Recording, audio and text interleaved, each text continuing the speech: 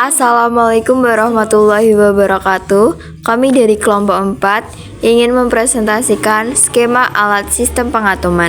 Kelompok 4 yang beranggotakan Wisnu Bayu, Rifki Aziz, Tiara Prananda, Vina Malina, Vicky Fitrista. Berikut gambar skema alat pengatoman. Prinsip AAS. Metode AAS berprinsip pada absorpsi cahaya oleh atom. Atom-atom menyerap cahaya tersebut pada panjang gelombang tertentu, tergantung pada sifat unsurnya. Misalkan natrium menyerap pada 589 nm, uranium pada 358,5 nm, sedangkan kalium pada 766,5 nm. Cahaya pada ini mempunyai cukup energi untuk mengubah tingkat elektronik suatu atom. Transisi elektronik suatu unsur bersifat spesifik. Dengan absorpsi energi berarti memperoleh lebih banyak energi. Suatu atom pada keadaan dasar dinaikkan tingkat energinya ke tingkat eksitasi. Tingkat eksitasinya pun bermacam-macam. Misalkan unsur Na dengan nomor atom 11 mempunyai konfigurasi elektron. Tingkat dasar untuk elektron valensi 3s artinya tidak mempunyai kelebihan energi. Elektron ini dapat tereksitasi ke tingkat 3p dengan energi 2,2 eV ataupun ke tingkat 4p dengan energi 3,6 eV. Masing-masing sesuai dengan panjang gelombang sebesar 589 nm dan 330 nm. Kita dapat memilih di antara panjang gelombang ini yang menghasilkan garis spektrum yang tajam dan dengan intensitas yang maksimum. Biasanya merupakan transisi dari keadaan dasar ke keadaan tereksitasi pertama. Inilah yang dikenal dengan garis resonansi. Passing camber. Tabung gas pada AAS yang digunakan merupakan tabung gas yang berisi gas asetilen. Gas asetilen pada AAS memiliki kisaran suhu kurang lebih 20.000 K. Dan ada juga tabung gas yang berisi gas N2O yang lebih panas dari gas asetilen dengan kisaran suhu kurang lebih 30.000 K. Regulator pada tabung gas asetilen berfungsi untuk mengatur banyaknya gas yang akan dikeluarkan dan gas yang berada di dalam tabung. Speedometer pada bagian kanan regulator merupakan pengatur tekanan yang berada di dalam tabung. Pengujian untuk pendeteksi bocor atau tidaknya tabung gas tersebut yaitu dengan mendekatkan telinga ke dekat regulator gas dan diberi sedikit air untuk pengecekan. Bila terdengar suara atau udara, maka menandakan bahwa tabung gas bocor dan ada gas yang keluar. Hal lainnya yang bisa dilakukan yaitu dengan memberikan sedikit air sabun pada bagian atas regulator dan lihat apakah ada gelembung udara yang terbentuk. Bila ada, maka tabung gas tersebut positif bocor. Sebaiknya pengecekan kebocoran jangan menggunakan minyak, karena minyak akan dapat menyebabkan saluran gas tersumbat. Gas di dalam tabung dapat keluar karena disebabkan di dalam tabung pada bagian dasar tabung berisi aseton yang dapat membuat gas akan mudah keluar. Selain gas juga memiliki tekanan. Sistem pengatoman atau atomizer. Atomizer terdiri atas nebulizer, yaitu sistem pengabut, spray chamber, dan burner, yaitu sistem membakar. 1. Larutan unsur mula-mula disedot ke dalam nebulizer. 2. Larutan diubah menjadi kabut atau aerosol dalam spray chamber aerosol. 3. Tambahan gas membentuk campuran gas oksigen full dinyalakan di burner, maka terjadilah pengatoman. Nebulizer berfungsi untuk mengubah larutan menjadi aerosol atau butir-butir kabut dengan ukuran 15 sampai 20 nm dengan cara menarik larutan melalui kapiler akibat efek dari aliran udara.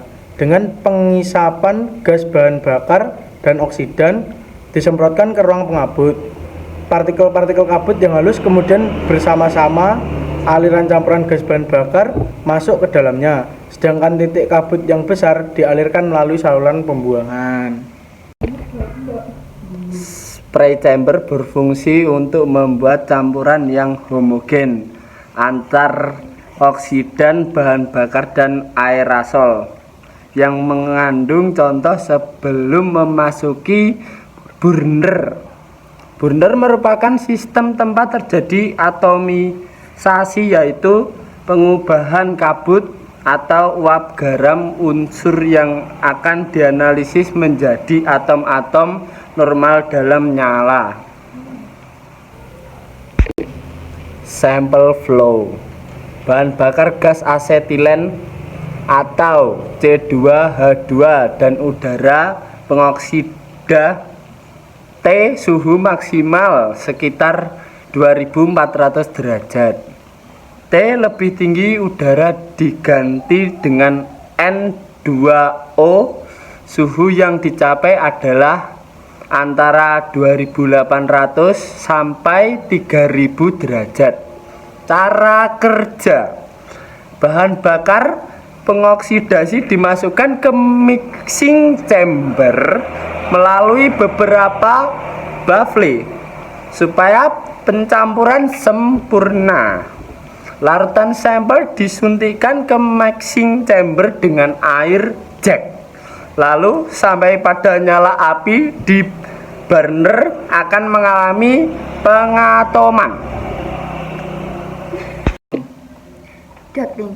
Ducting merupakan bagian cerobong asap untuk menyedot asap atau sisa pembakaran pada AAS yang langsung dihubungkan pada cerobong asap bagian luar pada atap bangunan. Agar asap yang dihasilkan oleh AAS tidak berbahaya bagi lingkungan sekitar, asap yang dihasilkan dari pembakaran pada AAS diolah sedemikian rupa di dalam ducting agar polusi yang dihasilkan tidak berbahaya. Cara pemeliharaan ducting yaitu dengan menutup bagian ducting secara horizontal agar bagian atas dapat tertutup rapat, sehingga tidak akan ada serangga atau binatang lainnya yang dapat masuk ke dalam ducting. Karena bila ada serangga atau binatang lainnya yang masuk ke dalam ducting, maka dapat menyebabkan ducting tersumbat. Penggunaan ducting yaitu menekan bagian kecil pada ducting ke arah miring, karena bila lurus secara horizontal menandakan ducting tertutup. Kompresor. Kompresor merupakan alat yang terpisah dengan main unit, karena alat ini berfungsi untuk mensuplai kebutuhan udara yang akan digunakan oleh AAS.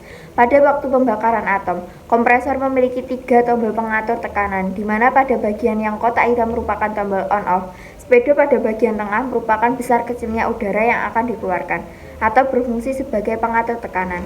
Sedangkan tombol yang kanan merupakan tombol pengaturan untuk mengatur banyak atau sedikitnya udara yang akan disemprotkan ke burner. Bagian pada belakang kompresor digunakan sebagai tempat penyimpanan udara setelah usai penggunaan AAS. Alat ini berfungsi untuk menyaring udara dari luar agar bersih. Posisi ke kanan merupakan posisi terbuka dan posisi ke kiri merupakan posisi tertutup. Uap air yang dikeluarkan akan memercik kencang dan dapat mengakibatkan lantai sekitar menjadi basah. Oleh karena itu, sebaiknya pada saat menekan ke kanan bagian ini sebaiknya ditampung dengan lap agar lantai tidak menjadi basah dan uap air akan terserap ke lap.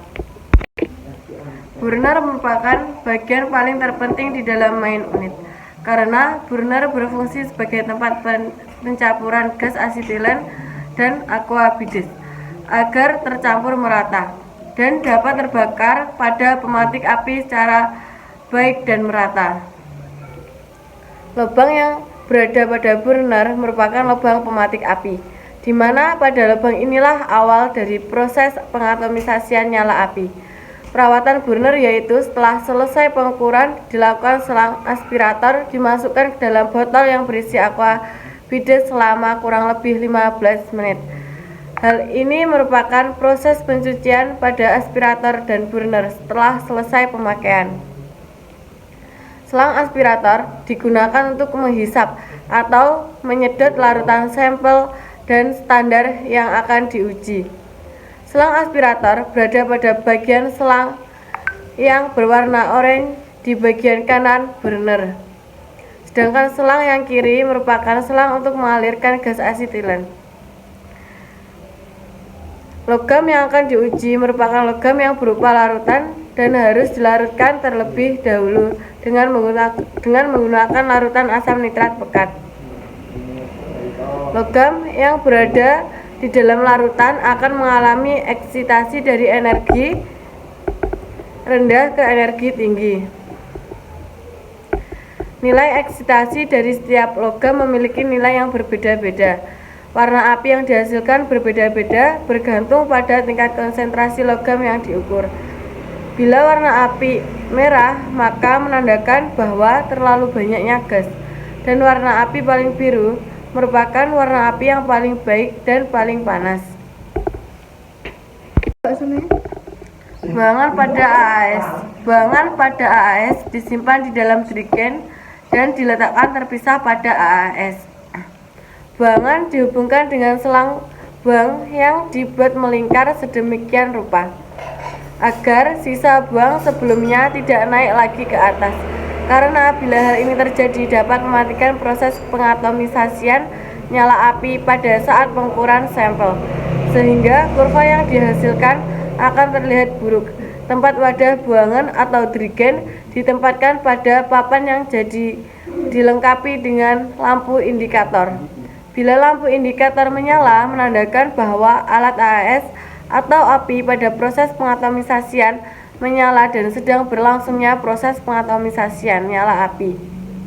Selain itu, papan tersebut juga berfungsi agar tempat atau wadah buang tidak tersenggol kaki.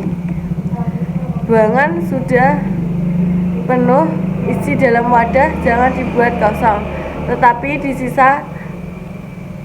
disisakan sedikit agar tidak kering.